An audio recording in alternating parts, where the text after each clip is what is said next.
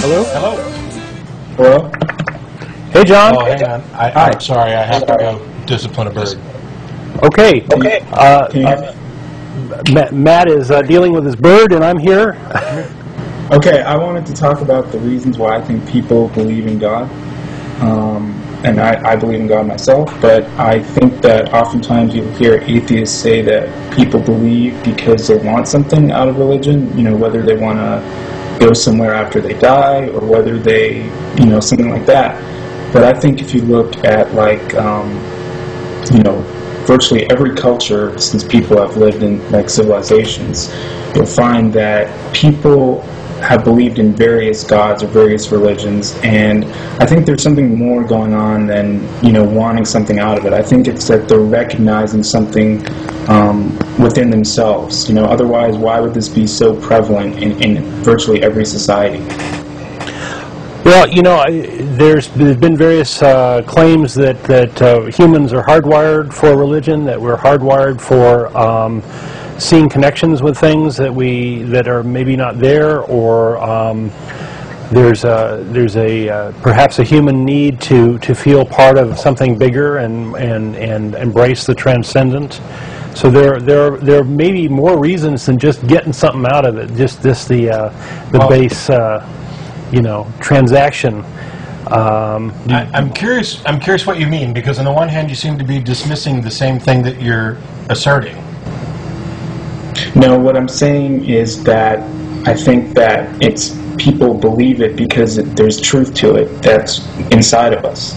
You know, that it's not just because people want something out of it. I'm sure some people believe it because of that, but I also think that, you know, I think religion is obviously man-made, the various religions, but I think the ultimate thing that represents is within all of us. And I think... I think it's within all of us, too. I'm just curious as to what you mean by that, because when I say it's within all of us, I'm saying that this is just a part of our nature, that, you know, you seem to be claiming that you're convinced that people have believed and continue to believe, by and large, in most civilizations, because there's some truth to it. And I'm wondering what you mean by truth. What aspect of this do you think there's truth to? That there is a God that is the creator of the universe, and that there is more to the universe than is observable by science. Okay, well, I already agree that there's, well, depending on what you mean by more to the universe than is observable by science, but going to the God creator thing, you believe that there is a God who created the universe. And this is the element that you think is true. Why do you think it's true? I think it's true because I look at people and I think that, you know, one of the things I like to say in arguments is that if you look at just like rudimentary material, you know, that doesn't have any consciousness. But if I look at people and I experience people, I can tell that there's something inside of people that is more than just stuff, matter. Okay, so you look at consciousness, and because you don't see it in anything other than human beings, although I'd say that to some degree you're going to see it in other living things as well, but this particular self-awareness, this particular kinship that you have, okay, there's something there that you don't have an explanation for, and then you say that you have an explanation for it. That explanation must be God. Why does that need to be, why is that a plausible explanation for consciousness?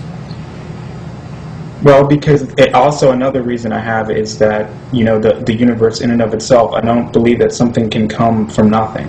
Yet you think that's what God did? I think it depends what you call God, but I think that there has to be an author and a creator, just like there has to be a creator for everything. Were you created? I mean, directly I come from my parents, but if you want to trace it back far enough, then I would say yes. Okay, but do you not, I apologize in advance, but do you not realize that this is just a big argument from ignorance? That I can't think of any other way that this could have happened, so it must have been a God. That has to be, I'm sorry, and it's not just you, this is most common, that has to be one of the most arrogant things I've ever heard. That you have surveyed the landscape, and because you can come up with no better answer than there must be this magic transcendent being who did all this, that therefore it is true. Well, no, I'm not applying any attributes to it. I'm not saying it's a specific. You are applying I'm just saying. to it. I don't see. I'm just saying that there has to be a for all these things that exist in the world. There has to be a creator. That I don't see that as an outlandish claim. There has to be an explanation for everything. But when you say creator, and when you start talking about God, you are assigning attributes. You are asserting an explanation. And with that explanation comes specific characteristics. I mean, I don't know what your particular view of what God is. I would say you could. I mean, I consider my own personal spirituality, but I would say you could classify it as most like a deist type of view. Okay, so you're going a more deistic route where there was some kind of first cause God who doesn't intervene in daily events. Right, but just because he doesn't intervene doesn't mean that he doesn't care or that there isn't a purpose to things. You're right, but it also doesn't mean that there is. And it doesn't mean that it does exist. You're but basically... I don't understand how... So in your point of view, there's really no objective truth to okay. You're taking a more deistic approach, which is that there must be something that caused all of this, and you're going to call it God without giving it any attributes. Yeah, well, no, I'm giving the attributes. All I'm saying is that I think that I would give it the attributes that God cares what we do, and if we lead moral lives, I would give it that attribute. I'm just not. Why? Why? Because I think if there's something that created something that is cares about that it cares the way it lives its life. That's a big leap. That's a huge leap. I don't see how that's a huge leap at all. I mean, why? It's like, why would you? First of all, you've made the leap that there is something that creates. Well, I can explain to you why I believe that. And then you say that anything that would create necessarily cares about its creation. That's not a deistic view of God at all. The deistic view of God is a non-interfering God who is completely indifferent. That basically the first cause, first mover thing that got. No, I wouldn't say that it's completely indifferent. I mean, I don't think that's... I'm telling you what the standard deistic position is. Now, you've got your own version of a deistic, a theistic God who's kind of deistic but also cares about what goes on. And I'm saying that you can't make any argument to get from A to B, to get from there is a God to it cares necessarily. And you haven't even established the A part, the there is a God. Well, what I've tried to do is explain that I believe that something doesn't come from nothing, that there's a grander purpose and a meaning to life. All right. I think that's my personal belief. No. You just made two completely different statements. One is that something doesn't come from nothing, and the other statement is that there's some grander purpose or meaning to life.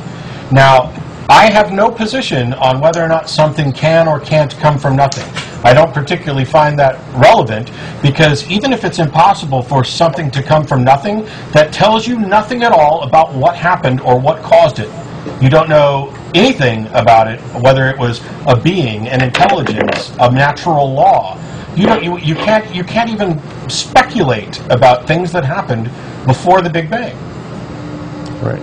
Or whether there was nothing before the Big Bang. That's a huge assumption. I'm talking about spirituality. Well, who gives a damn about spirituality until you establish that there's something truthful in it?